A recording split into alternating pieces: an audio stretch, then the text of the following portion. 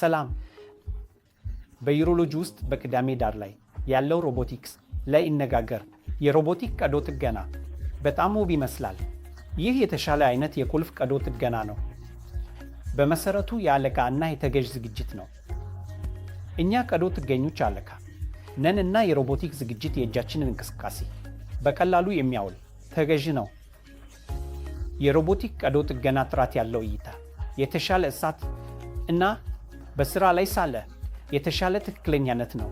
ከባለመደበኛ የቁልፍ ቀዶ ጥገና ወይም ላፓሮስኮፒ ጋር ተመሳሳይ ነው። በዩሮሎጂ ውስጥ የሮቦቲክ ቀዶ ጥገና ረጅም መንገድ አልፎ መጥተዋል። ሁለት አስፈላጊ አካላት አሉ በሚሉት ዋነኛ ሚና ያላቸው። አንዱ በፕሮስቴት ካንሰር ላይ ነው። በዚህ ውስጥ የሮቦቲክ የተረዳ ፕሮስቴክቶሚ የወርቅ መደበኛ ሕክምና ሆኗል። ሁለተኛው አካባቢ በሮቦቲክ ትልቅ ልዩነት ያመጣው በኩሊት ካንሰሮች ነው። በታሪክ ማንኛውም የኩሊት ካንሰር ታካሚዎች ሙሉ ኩሊት እንዲወገድ ይመራሉ።